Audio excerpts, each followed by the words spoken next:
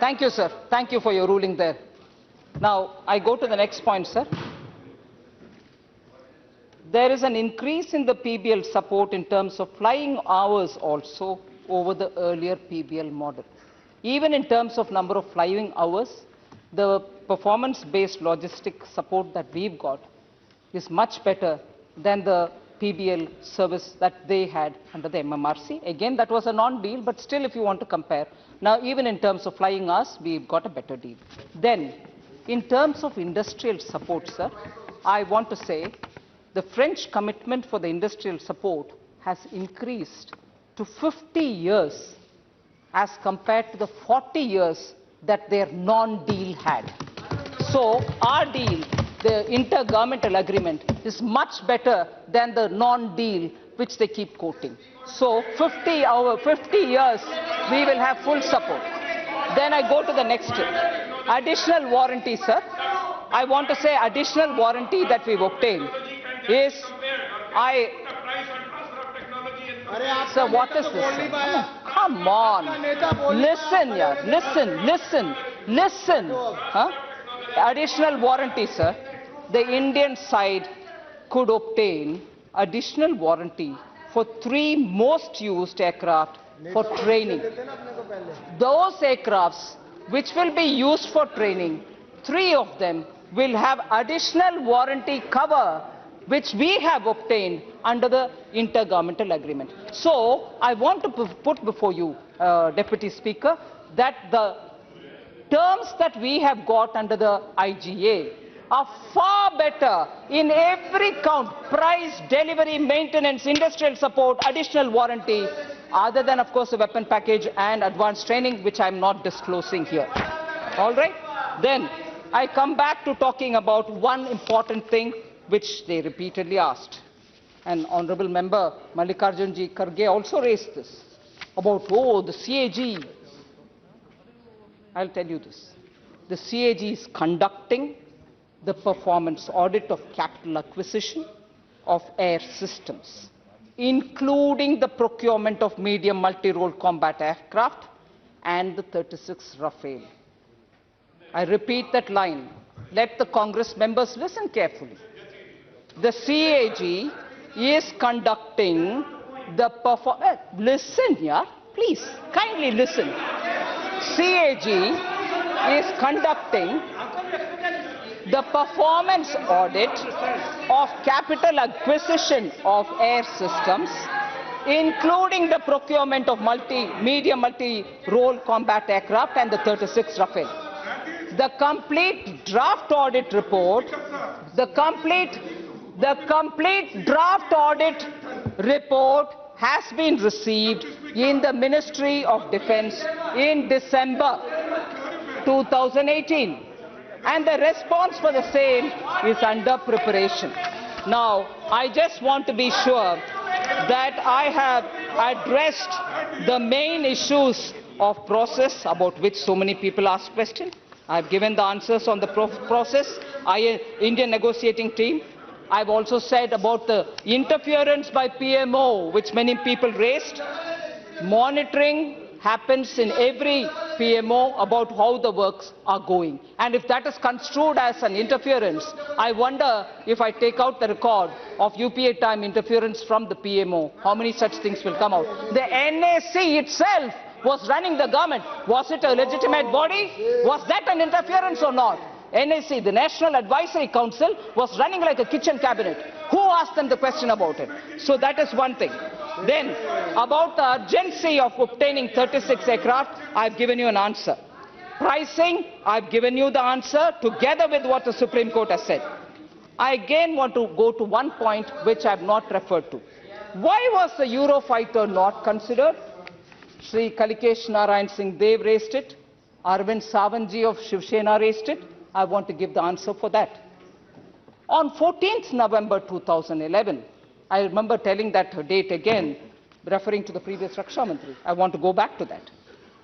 The bids were opened, and 10 days after, 14th November, 10 days after the bids were opened, EADS offered an unsolicited 20% discount on its Eurofighter offer. This is during UPA regime. An unsolicited bid cannot be considered as it vitiates the sanctity of the bidding process. So therefore, the government then rightly rejected this unsolicited offer of the Eurofighter. A similar offer was again made in July 2014, after the election, after the new government came. While the negotiations with L1 vendor under 126 MMRCA case were still under progress.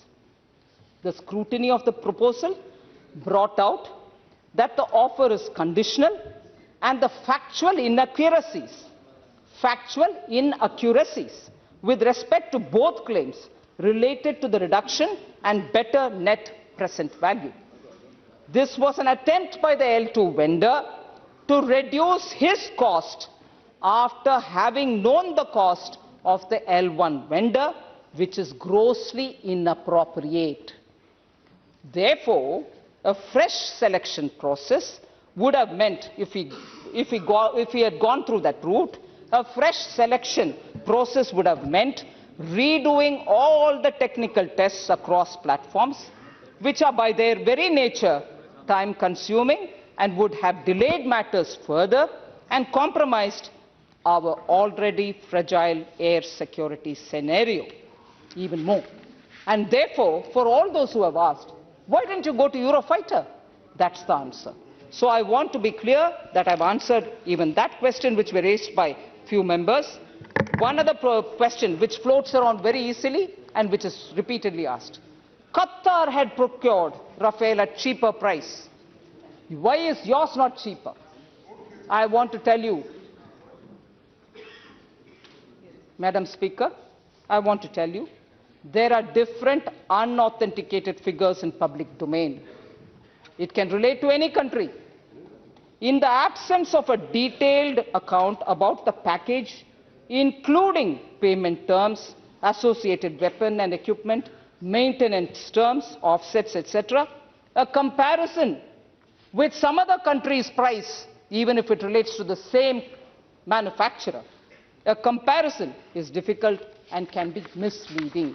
So repeated quoting of Qatar, UAE, Egypt, any other country will not hold water. It is only to mislead the country. I would like to say that. And then we've talked about the process, we've talked about the bank guarantee, we've talked about the offsets. I've also referred to the court. And then I've clearly said that there was no agreement between Dassault and HAL. And since there was no agreement, even during their time, there was a deadlock. For us to be accused that you've left away HAL is completely wrong. I've told the whole crocodile tear story about HAL. I will not repeat it. Supreme Court matter I've also explained. So, with all this said, Madam, I just want to submit before you that the Congress party and others are keen to know the facts on Rafale. Point by point, I've presented through you, Madam, all the details about the pricing of the basic aircraft, about why the offset was not decided by us, about why the prices of weaponry cannot be disclosed unless we want to help Pakistan and any other enemies of our country, which I can see initial green shoots where people are going to Pakistan to say, help them. Maybe, I don't know, from here some people would want to examine, I don't know. I want to just very clearly tell you, Madam, that national security considerations will have to be kept in mind. Even this morning, in an attempt to mislead the country, the Congress party has come up with some press release asking the very same questions for which I've given you in detailed reply. I want to very clearly tell you, Madam, about the benchmark price. The price was compared to the 126 MMRCA L1 offer, and the Indian negotiating team arrived at the better terms in terms of price, delivery and maintenance offer. Long processes of negotiation have resulted in it. there is no exchequer loss. On the contrary, we have only given you a better price. And waiver, maintenance terms, and then I've read you complete detail about the delivery schedule, discount offer for the EADS, all that which have been Qatar and Egypt, all that which has come out of today's press release from the Congress, point by point, not just for the questions which have been raised here, but for the entire press release, I have given you the answers. Now, I just want to tell you one thing, madam. Somewhere there's a temptation, because 4 years this government has run without any corruption. Somewhere there's a desperation that how come Modi government has managed full 5 years without any corruption. Throw something at them, spit and run, accuse them, become unethical, quote even foreign governments' heads, where private conversations have happened between head of state or head of government with the former presidents. Private conversations are being used to defame the Prime Minister of this country.